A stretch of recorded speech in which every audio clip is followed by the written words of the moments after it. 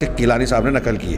پھر ایک اور حوالہ، ایک اور عبارت نقل کی کہ جناب احمد رضا خان بریلوی صاحب فرماتے ہیں کہ اولیاء کرام مردے کو، شیخ احمد رضا خان بریلوی حضرات کے جو ہے مرکزی شخصیت مرجع، وہ کہہ رہے ہیں کہ اولیاء کرام مردے کو زندہ کر سکتے ہیں، مادر ذات اندھے کو اور کوڑھی کو شفا دے سکتے ہیں. سب یہ ربوبیت میں اللہ کا اختیار ہے. اور یہ کہہ رہے ہیں کہ اولیاء کرام بھی یہ کر سکتے ہیں، اور ساری زمین کو ایک قدم میں طے کر سکتے ہیں، ایک قدم میں.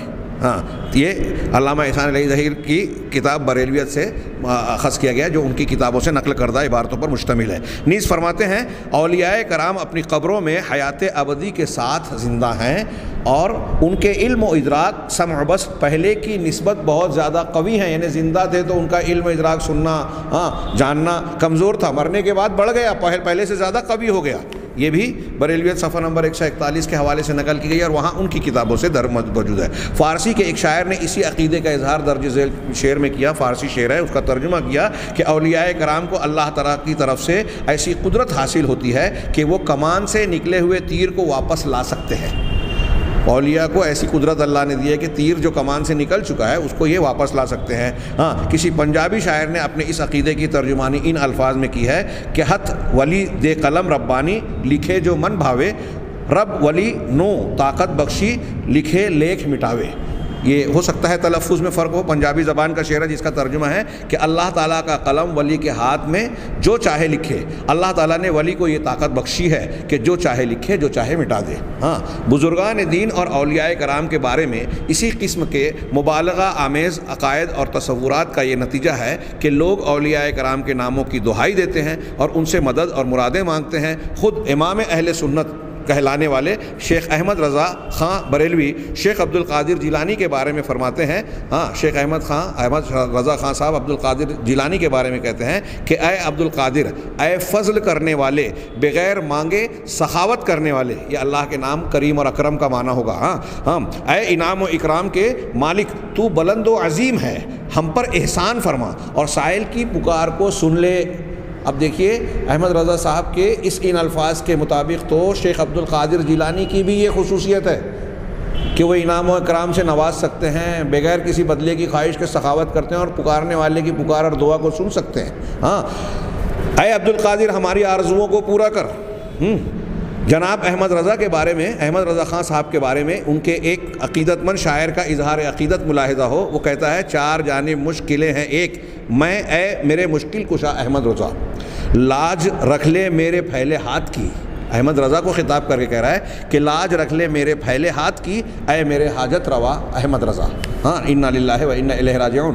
شیخ عبد القادر جیلانی کے بارے میں بھی کسی شاعر نے ایسا ہی اظہار خیال کیا ہے کہ امداد کن ازرن جغم آزاد کن،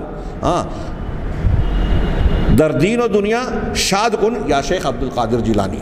اس کا ترجمہ ہوگا اے شیخ عبد القادر، میری مدد کیجئے اور مجھے رنج و غم سے آزاد کر دیجئے، نیز دین اور دنیا کے تمام معاملات میں مجھے خوش کر دیجئے. حضرت علی کے بارے میں عربی کے ایک شاعر نے اپنے عقیدے کا اظہار یوں کیا حضرت علی کے بارے میں، ناد علی مظہر العجائب تجدہ عونا فی النوائب.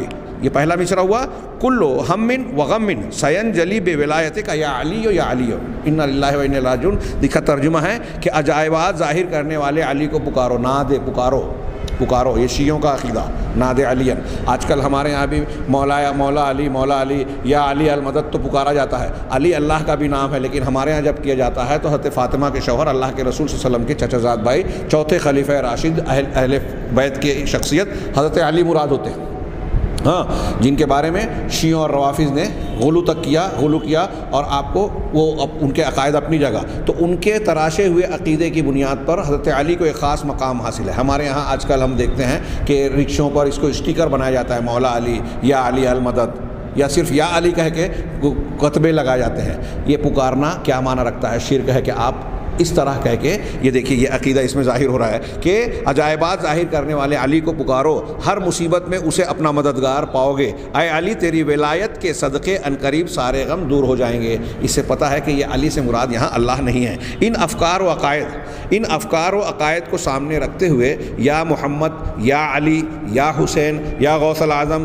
جیسے ندائیہ کلمات کی حقیقت آسانی سے سمجھی جا سکتی ہے، اور یہ اندازہ لگانا مشکل نہیں کہ ان کلمات کے پس منظر میں کون سا عقیدہ کار فرما ہے۔ اولیاء کرام اور بزرگان دین کے بارے میں پائے جانے والے ان تصورات اور عقائد کا اب ہمیں کتاب و سنت کی روشنی میں جائزہ لینا چاہیے۔ اس کے بعد انہوں نے قرآن کی دلیلوں کی روشنی میں ذکر کیا۔ ہم ان دلیلوں کو یہاں بھی کچھ حصہ پڑھیں گے اور کچھ چیزیں گزرتی رہی ہے۔ اللہ تبارک و تعالیٰ نے قرآن میں بالکل صاف بار بار مختلف پیرائوں اور انداز میں، انتہائی مؤثر انداز میں، کہیں علمی طور پر، کہیں غور و فکر کے دلائل کی روشنی میں، کہیں واقعات کی روشنی میں یہ واضح کیا ہے کہ سارے اختیارات اللہ کے ہاتھ میں ہیں۔ آسمان اور زمین کی کوئی چیز ذرہ برابر بھی کسی اور کے اختیار میں نہیں ہے۔ والذین تدعونہ من دونہ کیا ہے؟ اللہ کے علاوہ جن کو تم پکارتے ہو، سورہ فاطر کی جو آیت ہے، لا یملکون ما یملکون من قطمیر، وہ کھجور کی گٹھلی کے چھلکے کے بھی مالک نہیں ہیں۔ اب اللہ کے علاوہ من دون اللہ میں سب آ گئے، سارے فرشتے، سارے انبیاء، سارے بزرگان، سارے بت، سارے دیوی دیوتا جو بھی وجود میں ہیں، سب آ گئے۔ اللہ کے علاوہ کسی کا کوئی اختیار ہے ہی نہیں۔ اور اللہ کے نبی صلی اللہ علیہ وسلم سے خطاب کر کے جب کہا کہ آپ کہہ دیں کہ آپ کا کوئی اختیار نہیں ہے، معاملے میں دخل نہیں، تو کسی اور کا کیا ہوگا؟ آپ ایسے شخص کو پکاریں گے جو اللہ کے جو نفع نقصان کا مالک نہیں ہے، اللہ کے سوا کسی کو پکاریں گے تو آپ بھی ظالمین میں شمار ہوں گے۔ آپ قرآن میں واقعات دیکھیے، حضرت ابراہیم علیہ السلام اولاد مانگ رہے ہیں، کس سے مانگ رہے ہیں؟ اللہ سے مانگ رہے ہیں۔ حضرت ابراہیم، اب یہاں بزرگوں کو دعا کا یہ مانا جا رہا ہے کہ ہماری حاجت پوری کریں گے۔ انبیاء کرام اپنی حاجت اللہ سے مانگ رہے ہیں۔ حضرت زکریا علیہ السلام اولاد مانگ رہے ہیں اللہ سے، نوح علیہ السلام توبہ کر رہے ہیں اللہ سے، اپنے بیٹوں کی نجات مانگ رہے ہیں اللہ سے۔ ہاں، یہ ایک دو واقعہ ہے۔ حضرت سلیمان، تمام انبیاء کو دیکھیے، ہر نبی کی دعا دی ہے، جن انبیاء کا تذکرہ ہے اللہ سے مانگ رہے ہیں۔ نبی کریم صلی اللہ علیہ وسلم خود اللہ سے مانگ رہے ہیں۔ ہاں، اور دنیا میں یہ کہہ رہے ہیں کہ ان کو سارے اختیارات ہیں۔ دنیا میں دیکھیے کہ حضرت لوط علیہ السلام کے گھر مہمان آ رہے ہیں، ہاں، ان کی قوم کے لوگ ان کو گھیرنے کی کوشش کر رہے ہیں، حضرت لوط علیہ السلام روک رہے ہیں، منع کر رہے ہیں، اور پھر اس کے بعد کہہ رہے ہیں کہ کاش میرے پاس کوئی قوت ہوتی، لعل کیا ہے کہ میرے پاس قوت او آوی، یا میں کوئی مضبوط سہارا لیتا۔ سورہ ہود میں اللہ کے رسول حضرت لوط علیہ السلام اپنی بے بسی کا مظاہرہ کر رہے ہیں قوم کے سامنے۔ ایسے انبیاء کرام علیہ السلام کا معاملہ یہ ہے، اور بزرگوں کے بارے میں یہ قصے واقعات بیان کیے جا رہے ہیں جاہل عوام کے سامنے عقیدہ خراب کرنے کے لیے کہ دیکھو یہ جو چاہیں کر لیں، اللہ کے پاس جانے کی ضرورت نہیں ہے، توحید کی ضرورت نہیں ہے۔ قرآن حدیث کے واقعات اور انبیاء کی دعوت کو کیا توجہ سے دیکھیں، ان بزرگان کا دامن تھام لو۔ ایسا کرنے کا مطلب یہ ہے کہ آپ قرآن حدیث اور دین کو طاق میں رکھ رہے ہیں۔ ان واقعات کے تناظر میں میری بات اچھی طریقے سے، یہ میں اس درس کا آخری بات کہہ رہا ہوں آج کے درس کی، کہ ان واقعات کے تناظر میں آپ کا مقصد، بیان کرنے والوں کا مقصد آپ کو دیندار بنانا، کامیاب بنانا نہیں ہے، بلکہ آپ کو دین سے دور کرنا ہے، اللہ اور رسول کا باغی کرنا ہے۔ یہ جو ہمارا آج کا درس ہے کہ اللہ کے رسول صلی اللہ علیہ وسلم کے بارے میں یہ خصوصیت گڑھ لی گئی کہ آپ دعاؤں کو قبول کرتے ہیں، اس کا رد اور اس سے متعلقہ دلائل جو اس کتاب میں بیان کیے گئے، انشاءاللہ ہم اگلے درس میں دیکھیں گے۔ اللہ تعالی ہمیں خیر کی توفیق دے۔ وآخر دعوانا ان الحمد للہ رب العالمین۔